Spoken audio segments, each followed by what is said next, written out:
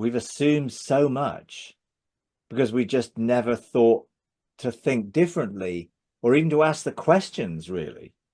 Even to stop. Yeah. And ultimately, when you look at, well, why am I doing this?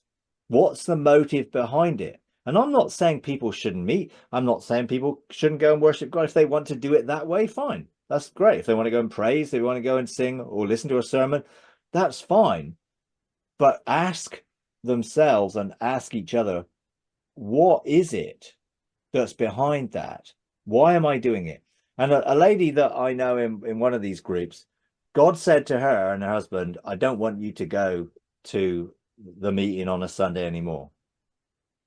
And her husband was like, oh, great. We'll be able to do this and this. She was like horrified. And it took months of every time the meeting time came, she felt guilty for not being there. It took her 6 months to get over that guilt. Well, where does guilt come from? Not God. So it was her conditioning and her own mindsets of what she thought that she should do or had to do, that when she wasn't doing it, she felt guilty for not being there. And eventually she realized and dealt with all of those emotional things, which were part of her conditioning. And then she totally enjoyed the freedom of not going. Yeah. Then found that she started to relate to people much differently than she did before. And there were friends who were real friends but there are people who were church friends who are only going to be your friend if you go to the same church as they do. Yes. And they're Yes. not real friends. They're just Yes. people that are acquaintances that you know at church. Who are real friends? Well, they will be with you through thick and thin. They will be there when you're doing all sorts of other things. And I think asking ourselves the question, why do I feel I need to do this, whatever it might be in our lives, if we feel compelled or in some way that we would feel bad if we didn't do that, ask why. Is there something that's motivating me or controlling me, or I would feel guilty if I didn't do this or didn't do that? And ask God to show us what it is, because he doesn't want us to be bound in bondage to something for some reason, thinking that he wants us to do it and he doesn't. And I think it's always a good question to ask. Why am I doing this? I've had to do that a lot in my life. And God has often had to give me a nudge to get me out of a situation. Like a few years ago, I think it was 2022, God spoke to me and said, I don't want you to do this yearly teaching series. I did Vision Destiny teaching series every year, which was sharing my journals of what God has said during the year. And then God said, I don't want you to do it anymore. People need to have their own destiny with me, that they have their own conversations with me that they can journal or put down. So I thought, oh, okay. So I stopped actually doing the stuff to teach it. And then God sort of nudged me and said, well, why are you still journaling? If I don't want you to share the journals, why are you still journaling? I thought, well, I like journaling. So I thought, and he said, well, that's okay. If you like journaling, that's fine. But he was trying to get me to think, do you think I want you to journal? And so then I thought, oh, well, how much of me thinking is this me thinking that God wants me to do this? And I like it because I think I'm pleasing God in some way. So I thought, okay, so you're saying to me, you don't want me to journal anymore? He says, well, that's your decision. So are you telling me that you don't want to journal? And I was trying to get him to give me an answer, but I felt that the implication was you don't have to journal if you don't want to. It's not something I require of you. Our relationship isn't based on you journaling what I talk to you about or what we have in conversation or experiences. So I thought, okay, all right, well, I'll stop writing down the stuff. And then after a while, God said to me, if you're not journaling, why are you still meeting me this way? Because I was still getting up and meeting God in the morning and having my time with him and the conversations.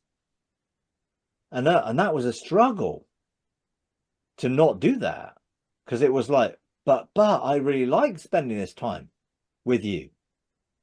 But what God was trying to show me is that I could have a relationship with him all the time that was just as powerful, as strong, that I could receive that communication, that I would know his heart, and I would be able to, rather than having, oh, here's the things God said to me and here's the things that God is telling me. He didn't stop talking to me. He didn't stop communicating to me, but he communicated to me much more on a infusion of that knowledge rather than a conversation about it. So then it was like, okay, so has my relationship with God been better or worse since I stopped journaling and stopped having the time and conversations like that? Well, it's different. It's not better or worse, it's just different. And that the union I have with God in oneness and feeling his presence and joy, whether I'm in the garden or whether I'm in the workshop or whether I'm, whatever I'm doing, that doesn't have to be confined to an hour every morning. I have just as much new revelation and knowledge in coming to me without the way it came to me before, because God is communicating all the time. And I'm able to receive that communication and able to hear God's thoughts at times, but also just know his thoughts and know things that didn't come through a conversation, which was me listening, but he still shared his heart with me. Yeah. In a way which was very different. So things develop and grow. And if you like a time with God in which you think, well, this is quality time, great. God doesn't mind that. He likes the time we have with him. But we can have a relationship of intimacy and in a union and oneness that isn't around religious disciplines and can be just as real in everyday life as it is in there. And I get up in the morning sometimes and have a conversation with God. Sometimes I have a conversation before I get up in the morning, because I wake up thinking, oh, today's a good day.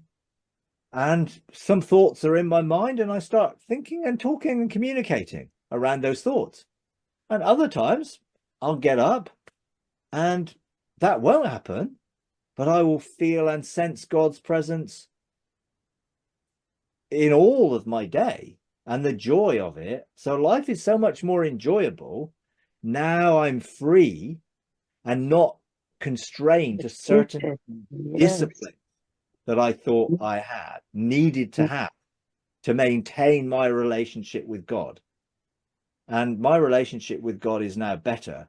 I mean, since I stopped doing that, the whole unconditional love concept and experience and all of that came out of not me sitting down with God and having a conversation about unconditional love, but feeling and sensing his unconditional love all the time. And that there wasn't a condition that I had to have a quiet time with God or have a time where I listened to him and sat down with him to enjoy my relationship with him. Now, if I did that, I would enjoy being with God in that way. And sometimes I do. But generally, I'm much more intimate with God and have a much more deeper appreciation and love for him, because I realize how unconditionally loved I am without those conditions attached, whatever they are, whatever the religious conditions I thought that I had, because they were never a condition for him. They were a condition in my mind that I had thought that I needed to do this. And when God sort of got over to the fact, well, no, you don't, I became so much more freer and then felt so much more connected and joyful about everyday life, because he was sort of expanding and removing the conditions that I'd put on myself. If you enjoy these videos, would you please take a moment to like, comment, and subscribe? It really does help. Thank you very much.